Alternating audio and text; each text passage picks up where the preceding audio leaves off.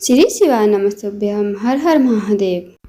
मध्य प्रदेश के भिंड में दंतुआ धाम हनुमान जी की पावन धरा पर शंकर सुमन शिव महापुराण कथा प्रदीप जी मिश्रा द्वारा 28 नवंबर से शुरू हो गई है। आज 28 नवंबर ये पहले दिन की कथा है और ये कथा 5 दिवस की होने वाली है, जो कि 28 नवंबर से 2 दिसंबर तक आस्था यूट्यूब चैनल के माध्यम से आपको देखने को मिलेगी। इस कथा को 1 बजे से 4 बजे तक देख सकते हैं। इस कथा का लाभ उठा सकते हैं। इस कथा में गुरुजी ने एक नया उपाय बताया है, जो एक बेलपत्र और 2 शमी पत्र से करने वाला उपाय है। जिन लोगों को रोग घेरे हुए हैं और जिन लोगों के रोग समाप्त ही नहीं हो रहे हैं, उनके लिए गुरुजी ने एक विशेष उपाय बताया है। इसकी भी जानकारी आपको इसी वीडियो में देखने को मिलेगी, तो वीडियो में अंत तक बने रहिए, वीडियो को स्किप मत कीजिए। उपाय कैसे करना है बहुत ही सरल भाषा में समझाने का प्रयास करेंगे।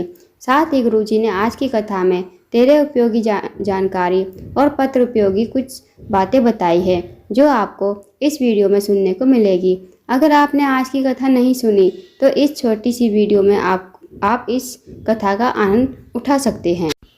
बढ़ते हैं आज की कथा की पहली जानकारी की ओर। दंतुआ धाम में हो रही शिव महापुराण कथा की शुरुआत से पहले पूज्य गुरुजी ने कहा, अगर आप डॉक्टर हनुमान का दर्शन करेंगे और उनकी छवि देखेंगे तो यहाँ पर हनुमान जी के दर्शन नाचते हुए सखी के रूप में दर्शन होंगे। अब बढ़ते हैं दूसरी जानकारी की ओर।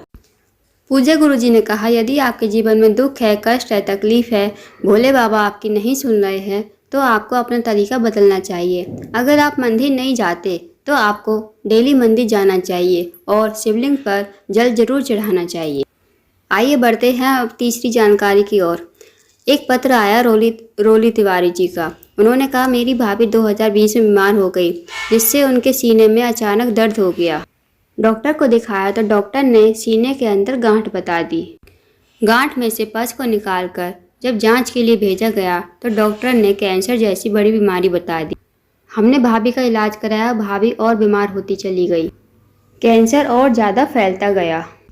किसी ने कहा, पशुपतिनाथ व्रत करो और भोले बाबा पर जल चढ़ाओ। हमने पशुपतिनाथ के भी व्रत किए और भोले बाबा पर जल चढ़ाया और भोले बाबा पर जो जल चढ़ाते थे उसका भाभी को आचमन कराना शुरू किया।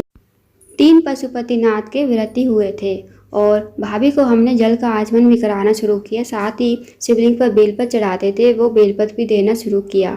उसके बाद 3 पशुपतिनाथ के व्रत के बाद ही भाभी चलने फिरने लगी और डॉक्टर को जांच कराई तो डॉक्टर ने बोला, अब इनका रोग समाप्ति की ओर है। बढ़ते हैं आज की कथा की चौथी जानकारी की ओर।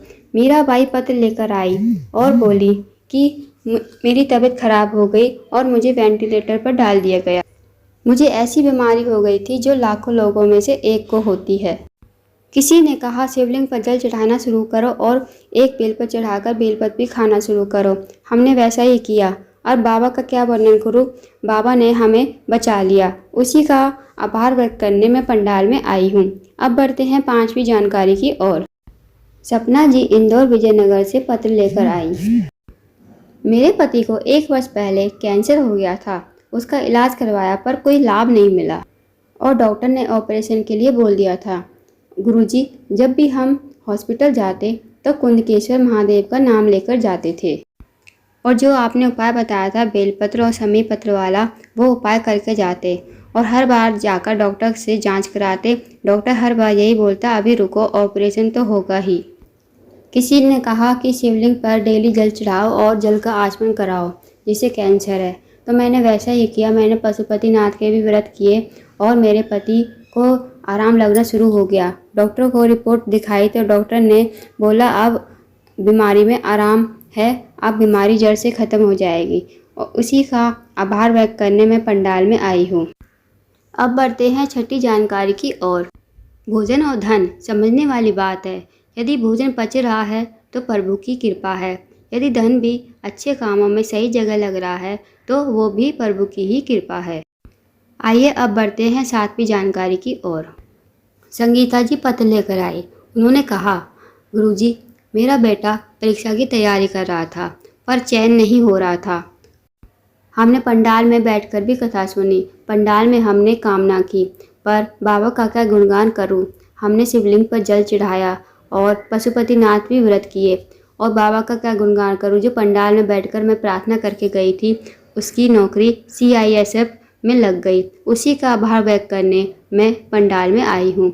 अब बढ़ते हैं कथा की 8वीं जानकारी की ओर। 3 चीज़ें कभी किसी की नहीं रखनी चाहिए। पहली है चप्पल, दूसरा है छाता और तीसरा मांग का टीका। यदि आप ये चीज़ें किसी से ले लेते हो तो आपकी ज़िंदगी बर्बाद है। गुरुजी ने कहा है, दूसरे का काल भी आपके ऊपर आ सकता है, इसलिए हमें इन चीज़ों से दूर रहना चाहिए। ना ही हमें किसी की चप्पल लेनी चाहिए, ना किसी का मांगने का और ना किसी का ही छाता। अब बढ़ते हैं कथा की 9वीं जानकारी की ओर। यदि आपके घर में कोई रोगीला व्यक्ति है जिसकी दवाइयाँ चल रही हैं, वो ठीक ही नहीं हो रहा, यदि आपके जीवन में दुख है, कष्ट है, तो आप भी इस उपाय को कर सकते हो। इसके लिए आपको एक बेलपत्र लेना है और 2 समी पत्र लेना है। बेलपत्र आपको देख लेना कहीं से कटी फटी ना हो और समी पत्र भी कहीं से कटे फटे नहीं होने चाहिए। उसके बाद आपको जो ऊपर की बेलपत्र होती है, बेलपत्र का पत्ता होता है, उसे छोड़ देना। जो नीचे वाली 2 पत्ती होती हैं बेलपत्र की, उस पर आपको एक एक समी पत्र रखना है और फिर उसके बाद एक एक चंदन की बिंदी लगानी है, लाल चंदन। अगर आपके पास पाउडर है तो आप उसे थोड़ा गंगा जल डालकर गीला कर लीजिए। अगर आपके पास गीला वाला है तो कोई ज़रूरत नहीं है पानी डालने की, आप ऐसे ही दोनों पत्तियों पर एक एक बिंदी लगा दीजिए। फिर आपको ये शिवलिंग पर समर्पित करना है। आपको 2 नाम लेने हैं, एक हनुमान जी और दूसरा है हनुमान जी के जो तीसरे नंबर के भाई हैं गतिमान जी, उनका नाम स्मरण करके ये आपको शिवलिंग पर समर्पित कर देने हैं। इस उपाय को आप सोमवार के दिन और शुक्ल पक्ष की प्रदोष आती है और कृष्ण पक्ष की प्रदोष आती है, उन दोनों प्रदोष में आप किसी भी एक प्रदोष में ये कर सकते हो। इस उपाय को जरूर कीजिएगा। अगर कोई रोगीला व्यक्ति है जिसका रोग ठीक ही नहीं हो रहा, तो इस उपाय को करने से उसकी सारी बीमारी नष्ट हो जाएगी। अगर आपको जानकारी अच्छी लगी हो तो वीडियो को लाइक शेयर करके चैनल को सब्सक्राइब जरूर करें और कमेंट बॉक्स में श्री शिवाय नमस्तुभ्यम हर हर महादेव जरूर लिखें।